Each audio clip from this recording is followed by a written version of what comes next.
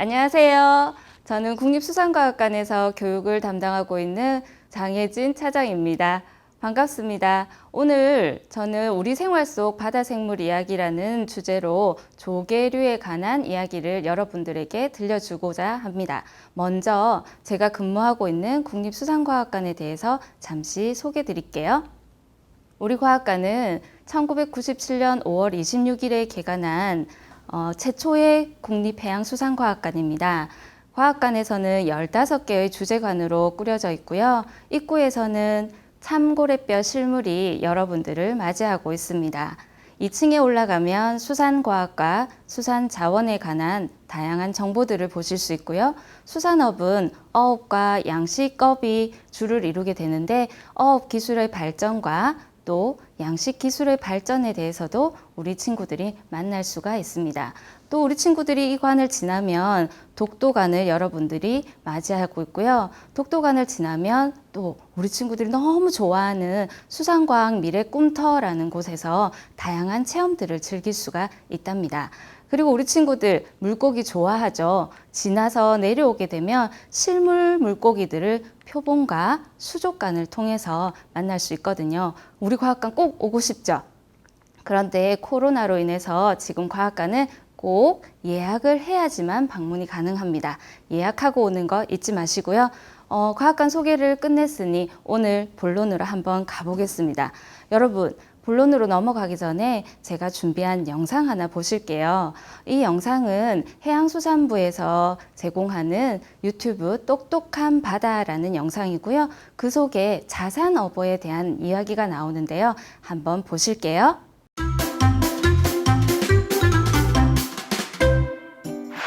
세계에서 수산물을 가장 많이 먹는 나라는 과연 어디일까요?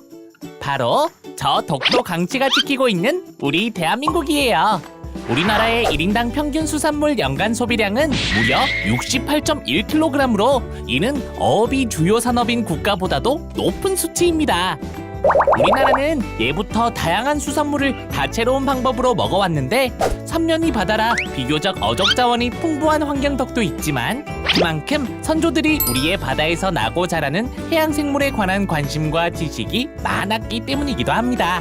이는 조선시대 대표적인 실학자 중 한 분이자 정약용의 형인 정약전 선생이 저술한 어류학서인 자산어보를 통해서도 확인할 수 있습니다. 1814년 쓰인 자산어보는 우리나라 3대 어보 중 하나로 정약전 선생의 귀향지였던 흑산도 연해의 어족 자원에 대한 방대한 정보가 담긴 해양생물 백과사전이라고 할 수 있습니다. 바위섬인 흑산도는 농사가 힘든 대신 바다의 자원이 풍부해서 예부터 어업이 발달한 지역이었습니다.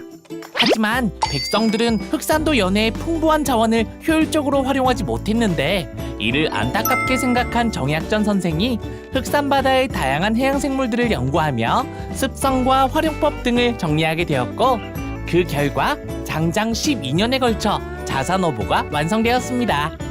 그럼 자산어보가 담고 있는 정보량이 얼마나 대단한지 확인해 볼까요? 총 3권으로 이루어진 자산어보는 비늘이 있는 어류인 인류 72종, 비늘이 없는 어류인 무린류 43종, 딱딱한 껍질을 가진 게류와 그 밖의 잡류 45종 등 총 55류 226종의 세세한 정보가 담겨 있습니다. 자산어보의 위대함은 내용을 살펴보면 더욱 느낄 수 있는데 습성과 특성, 맛 등의 설명은 물론 요리법과 민간요법까지 백성들을 위한 실용적인 지식을 서술하고 있으며 인기 어종인 청어나 우럭을 비롯한 상대적으로 귀하게 여겨지지 않던 미더덕이나 각종 해초까지 흑산의 바다에서 사는 해양생물을 모두 만날 수 있습니다. 금척이로 불렸던 우럭의 경우 살은 약간 단단하며 맛은 농어를 닮았다고 서술되어 있기도 하고 지금도 출산도 많이 먹는 미역은 자산어보에도 임산부의 건강 회복에 이보다 나은 것이 없다라고 하는 등 자산어보의 내용은 지금 당장 참고해도 문제가 없을 정도로 방대하고 그 수준 또한 매우 높습니다. 모든 것이 열악했던 시절 그것도 귀양온 신분으로 오직 백성을 위한 마음 하나로 흑산도의 해양생물을 집대성하다니 저 강치가 흑산바다의 제 친구들을 대신해서 박수 쳐드리고 싶습니다. 영상을 잘 보셨죠? 영상 속에서 우리 친구들이 본 것처럼 우리나라는 전 세계적으로 수산물 소비량이 굉장히 많은 나라입니다. 지금 제가 보여드리는 사진 속에 바지락과 전복과 조갯살 무침들이 있는데요. 이런 것들이 우리 친구들 공통점이 무엇일까요? 맞았어요. 조개라는 특징이 있죠. 이 조개류들에 대해서 오늘 제가 이야기를 하는 건데요. 조개류들은 어떻게 분류되는지 한번 알아볼게요. 자, 다양한 조개류들은 우리가 폐류라는 한 덩어리로 묶이게 되고요. 그 위에는 연체동물이라는 가지가 있어요. 그 연체동물 위쪽에서는 얘네들은 뼈가 없기 때문에 무척추 동물로 분류가 되고요. 그리고 식물이냐 동물이냐라고 분류를 했을 때는 당연히 동물에 속하겠죠. 일단 우리가 바지락을 가지고 생물을 분류할 때 어떻게 분류되는지 한번 표를 보도록 할게요. 자, 이렇게 보면 종 아래쪽부터 볼게요. 종, 속, 과, 목, 강, 문, 개. 계단이 있죠. 그 계단의 가장 아래쪽에 이 아이는 바지락이라는 종으로 분류가 돼요. 그 위에 백합과와 백합목으로 분류가 되고 부종류라고 하는 임의 폐강에 속하는 부분도 있고 또 연체동물문으로 가장 크게 분류가 된답니다. 자, 이 분류에 대해서 우리가 배워봤으면 이 조개들이 속해 있는 연체동물문에 대해서 한 번 더 얘기를 해보도록 할게요. 자, 연체동물문은요, 몰루스카라고 이야기를 하는데 라틴어의 몰루수스, 부드럽다라는 뜻에서 왔어요. 조개, 고등, 문어, 오징어, 그리고 앵무조개가 포함되어 있는 연체동물문은 체제가 좌우가 대칭, 반으로 갈랐을 때 오른쪽과 왼쪽이 동일합니다. 그리고 이러한 몸의 구성은 머리가 있고 발이 있어요. 그리고 내장낭이라고 하는 모든 기관들이 있는 곳과 그것을 둘러싸고 있는 외투망으로 몸이 구성이 되어 있답니다. 자, 이러한 조개류들은 연체동물문 7개의 강 중에서도 지금 보이는 복족강과 임해폐강으로 분류가 되는데요. 그들은 또 어떻게 다른지 한번 알아보도록 해요. 자, 우리가 이야기를 할 때 폐류라고도 하고 조개라고도 하고 고둥이라고 하는 것들은 자꾸 헷갈리게 되는데요. 어떤 거는 조개라고 하고 어떤 거는 고둥이라고 하고 어떤 거는 왜 폐류라고 하는지 그에 대해서 정확한 명칭을 한번 알아보도록 할게요. 자, 폐류라고 하는 것은 표준국어 대사전에 조가비를 가진 연체동물, 아까 얘기했던 연체동물, 그죠? 부드러운 살을 가지고 있다는 뜻이에요. 딱딱한 껍질 속에 부드러운 몸을 가지고 있는 종류들을 우리는 폐류라고 하지만 국어 대사전에서 이것을 순화시켜서 이제는 조개류라고 이야기를 한답니다. 고대에는 화폐로서의 가치를 가지고 있었던 이런 조개들은 옆에 보이는 사진처럼 화폐조개, 개오지라는 종류들인데요. 저렇게 화폐가 발달하지 않았을 때 조개로 화폐를 이용했던 이유가 무엇일까요? 첫 번째는 단단한 껍질이 있었죠. 그래서 이게 부서지지 않았기 때문에 사용을 했고요. 또 두 번째는 늘 많았죠. 많아서 우리가 이용하기가 편리했어요. 또 세 번째는 개수하기가 쉬웠던 거예요. 가볍고 개수하기가 쉽고 또 단단하기 때문에 화폐 조개로서 이용이 되지 않았나 싶습니다. 자, 이러한 폐류, 조개류라고 이제는 이야기를 할게요. 이런 조개류들은 우리가 복종류냐 부종류냐라고 또 구별을 하게 되는데요. 복종류는 껍질이 하나만 있어요. 우리 친구들 엄마랑 전복죽 많이 먹어봤나요? 지금 그림 속에서도 보이는데요.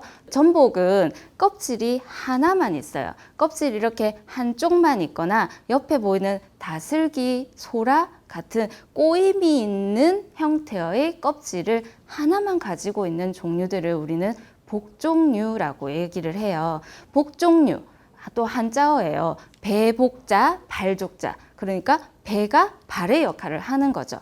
그것을 우리는 복종류라고 이야기를 하고요. 옆에 보이는 부종류, 우리 친구들이 바지락이나 이런 것들은 껍질이 양쪽으로 있다는 걸 잘 알 거예요. 이것을 임해폐류라고도 하는데 그들은 발이 이렇게 나와 있을 때 발 모양이 뭘 닮았을까요?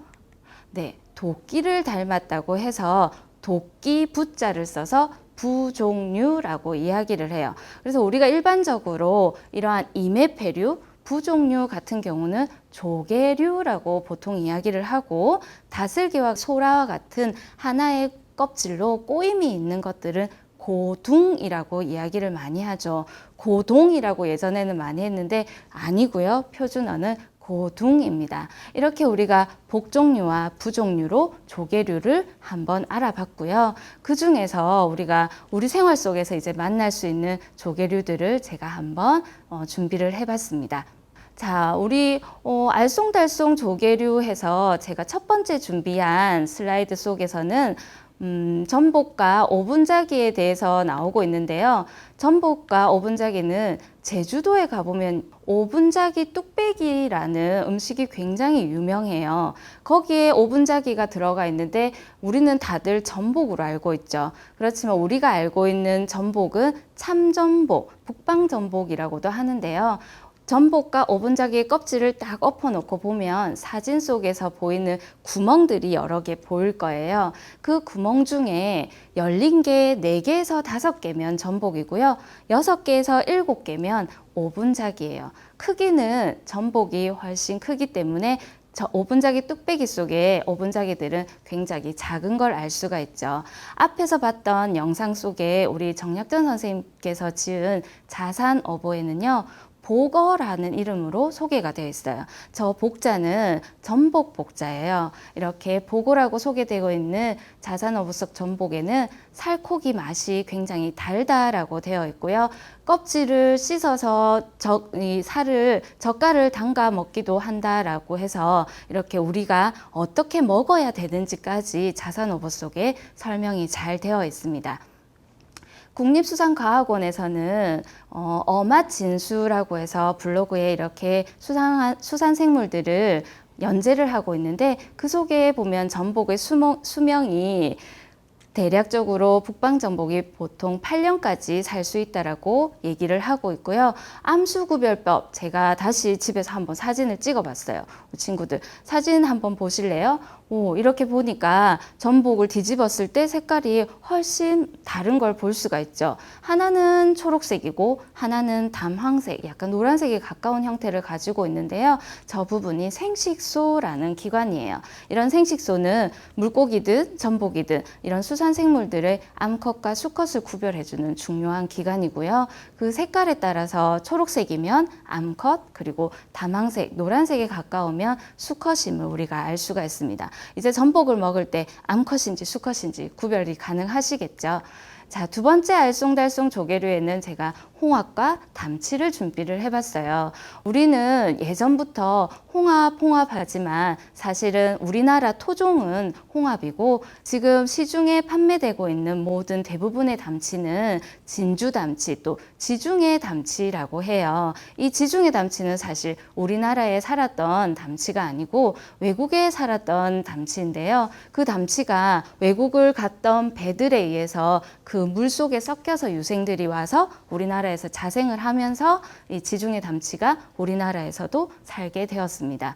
지금 껍질을 보니까 사진 속에 보이는 아이는 검은색 조개도 있고요. 아래쪽에 조개는 약간 그린색, 올리브색도 보이죠. 이렇게 지중해 담치들은 서식지에 따라서 색깔이 다를 수밖에 없습니다. 먹는 플랑크톤의 종류가 다르기 때문이거든요. 자, 이렇게 봤을 때 우리 친구들 홍합과 담치 이제 구별이 가능한가요? 앞에서 얘기했던 전복처럼 홍합이나 담치도 암컷과 수컷이 색깔에 따라서 구별을 할 수가 있는데요. 사진에서 보는 것처럼 수컷은 유백색, 하얀색에 가깝고요. 암컷은 주황색에 가까워요. 그래서 우리 친구들이 이제 홍합도 암컷과 수컷을 구별할 수 있을 거라고 생각합니다. 알쏭달쏭 조개류 마지막 세 번째인데요. 참꼬막, 새꼬막, 피조개라고 분류되고 있는 이 꼬막류에 대해서 이야기하려고 해요. 선생님도 학교 다닐 때 얘네들을 구별하는 방법을 시험을 쳤던 기억이 나는데요. 꼬막이나 참꼬막, 새꼬막, 피조개 이것들을 자세히 보면 줄무늬가 있어요. 그 줄무늬 개수가 달라서 종을 구별하는 데 이용을 하거든요. 참꼬막은 방사륵이라고 하는 이 줄무늬가 17개에서 18개 정도 되고요. 새꼬막은 30개에서 34개, 그리고 피조개는 42개에서 43개 정도로 이 종류를 구별할 수가 있어요. 그 방사륵수가 많다는 것은 어쨌든 크기가 클 수밖에 없을 것 같아요. 그래서 크기에서도 봐도 창꼬막이 제일 작고 피조개가 제일 큰 것을 알 수가 있죠. 그런데 사진 속에서 제가 준비한 것 중에 나오지는 않지만 우리 친구도 혹시 새조개라고도 알 수 있을 거예요. 새조개도 비슷하게 생겼어요. 그런데 새조개는 뚜껑을 열어보면 살이 새의 얼굴을 하고 있어서 새조개라고 붙어 있거든요. 그래서 우리 친구들이 자세히 보면 이 네 종류는 잘 구별을 할 수가 있는데, 얘네들이 가지고 있는 특징 중에 하나, 피조개. 이름에서도 알 수 있겠죠. 피조개는 특히나 더 많은 헤모글로빈을 가지고 있어요. 사실은 수산생물 중에서 물고기 외에는 헤모글로빈을 가지고 있는 다른 생물들이 없지만 유일하게 조개류 중에 가지고 있는 것이 이 피조개입니다. 자선어보 속에서 꼬막을 설명하고 있는 부분을 보면 크기가 반만하다라고 되어 있어요. 형태도 밤의 모양과 닮아 있죠. 그리고 도랑이 있다라고 재미있는 표현을 해놨는데 꼭 기와 지붕 같다라고 얘기를 해놨어요. 그리고 살코기가 굉장히 달고 맛있다라고 얘기가 되고 있는데, 우리 친구들도 이 꼬막은 정말 빈혈이나 성장기에 굉장히 좋은 음식이기 때문에 한 번쯤은 꼭 먹어봤으면 좋겠습니다. 자, 그러면 이번에는 알쏭달쏭 조개류가 아닌 조금 특징을 가지고 있는 조개류들을 설명을 하려고 해요. 자, 첫 번째 키조개라고 나왔는데요. 키조개는 키가 커서 키조개일까요? 그건 아니고요. 우리나라에서 가장 큰 조개임은 맞습니다. 그렇지만 우리가 어렸을 때 예전에는 옆집에 가서 소금 받아와, 이렇게 밤에 오줌을 싸면 그렇게 얘기를 했는데, 그때 이렇게 씌워주는 키라는 게 있어요. 곡식을 일굴 때 쓰는 키인데 그 모양을 닮았다고 해서 키조개라고 이야기를 합니다. 자, 이 키조개는 앞에서 봤던 홍합과 굉장히 닮아 있죠. 그래서 이 키조개를 자산어보 속에는 키홍합이라고 소개를 하고 있어요. 굉장히 두꺼운 껍질을 가지고 있을 것 같지만 사실 손으로 문지르면 톡톡 끊어질 정도로 아주 약한 껍질을 가지고 있는 게 특징이지만, 뚜껑을 열었을 때는 아주 큰 근육이 있어서 우리가 굉장히 좋아하는 음식 중에 하나이죠. 자, 그러면 우리 친구들, 우리나라에서 가장 큰 조개는 키조개라고 했는데 세계에서 가장 큰 조개는 무엇일까요? 다 알고 있었죠? 맞습니다. 대왕조개입니다. 킬러 크레임이라고 해서 살인조개, 식인조개라고도 이야기를 하는데요. 사실 사람을 아그작아그작 잡아먹는 건 아니고요. 얘가 뚜껑을 이렇게 껍질을 열고 있는 형태이기 때문에 다이버들이 잠수를 했다가 여기에 손을 댔다가 손이 잘리거나 거기서 발견된 경우가 있었어요. 그래서 킬러 크레임이라고 별명이 붙게 되었던 거죠. 그래서 사진 속에 보면 다른 조개들은 대부분 이렇게 한 면은 바닥을 향하고 있고 윗면은 그 위를 향하고 있는 형태로 바닥 속에서 살고 있는데, 지금 보이는 대왕조개는 이렇게 껍질의 끝부분을 바닥에 두고 위를 향해서 배를 열고 있는 형태로 가지고 있어요. 그것은 저 대왕조개가 먹이를 먹기 위함인데요. 그렇다고 뭘 잡아먹는 건 아니고요. 지금 보이는 색깔이 아주 화려한 걸 볼 수가 있죠. 저 부분에는 갈충조라고 하는 세포들이 살고 있고요. 그 세포들은 광합성을 해야 하기 때문에 이렇게 뚜껑을 열어서 광합성을 할 수 있도록 해주고 있는 거예요. 광합성을 해서 탄소 동화작용으로 얻은 양분을 대왕조개가 이용하기 때문에 대왕조개가 먹이가 좀 많이 부족할 수가 있죠. 그러면 광합성을 하려면 저 조개는 깊은 바다에 살아야 할까요? 얕은 바다에 살아야 할까요? 맞습니다. 얕은 바다에 살아야겠죠. 얕은 바다에 살아야지만 당연히 햇볕이 들어와서 광합성을 할 수가 있기 때문에 우리가 팔라우 같은 데 가보면 그냥 바다 위에서도 대왕조개가 쉽게 눈에 보이기도 합니다. 자, 우리 친구들 이렇게 대왕조개까지 알아봤는데요. 이번에는 영양학적으로 가장 우수하다고 할 수 있는 바다의 우유라고 생각하는 별명의 조개, 우리 굴에 대해서 한번 알아볼게요. 굴은 우리의 김치 문화와도 뗄 수가 없는 종류인데요. 우리나라에는 참굴, 강굴, 바위굴, 털굴, 벚굴까지 이렇게 5종이 서식하고 있어요. 이렇게 굴을 까놓은 것만 봤기 때문에 우리 친구들은 굴이 사실은 어떻게 생겼는지 잘 모르더라고요. 그래서 선생님이 따로 다시 사진을 한번 준비해 봤습니다.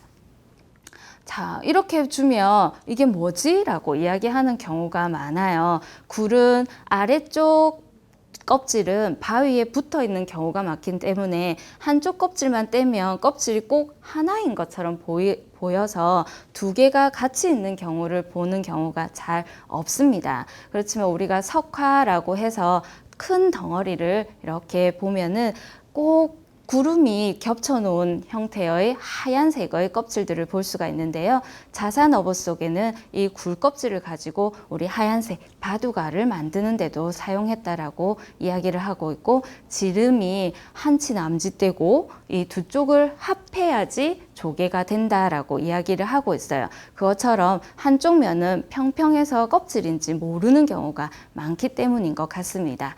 자, 그리고 마지막으로 우리 탄생, 그리고 신비함, 아름다움을 대표하는 조개 가리비에 대해서 알아볼게요. 가리비는 보티첼리의 비너스의 탄생, 비너스 하면 우리 미의 여신이죠. 이 미의 여신이 태어났으니 얼마나 아름다운 조개겠어요. 그 아래쪽에 있는 조개가 가리비임을 알 수가 있어요. 그래서 가리비는 미를 대신하고 아름다움, 그리고 비너스, 신비함, 탄생을까지 이렇게 의미를 한다고 볼 수 있는데요. 우리나라에서도 4종의 가리비를 양식을 하고 있어요. 그 중에서 대표적인 가리비는 참가리비고요. 한해성 가리비입니다. 이런 가리비들은 빛이나 온도, 배양액, 배지들을 잘 이용을 해서 먹이생물 플랑크톤을 많이 키워서 양식하는 데 이용해서 우리나라에서는 일정 양의 가리비를 많이 양식을 하고 있습니다. 자, 이렇게 우리 친구들 가리비도 봐왔는데요. 가리비가 눈이 있다는 거 알고 계셨나요? 몰랐죠?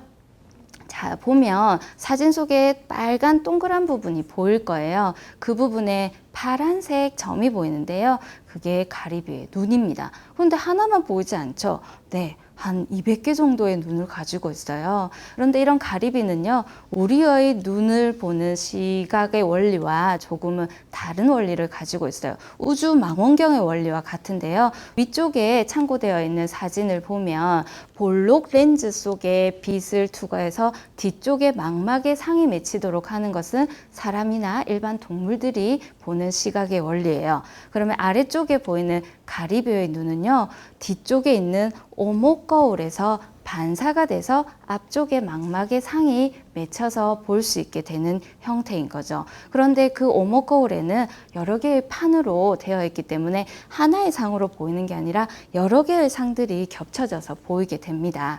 자, 가리비가 이렇게 신비한 조개였다니 오늘 처음 알게 됐을 것 같은데요. 잊지 말고요. 이러한 조개류들에 대해서 선생님이 알려줬는데 가리비는 또 암수 구별을 할 수 있는 종류이기도 해요. 지금 사진 속 보니까 선홍색, 주황색에 가까운 것은 암컷이라고 되어 있고요. 유백색으로 되어 있는 것은 수컷. 저 색깔이 있는 부분이 생식소라고 우리 친구들이 기억을 해주면 되겠습니다.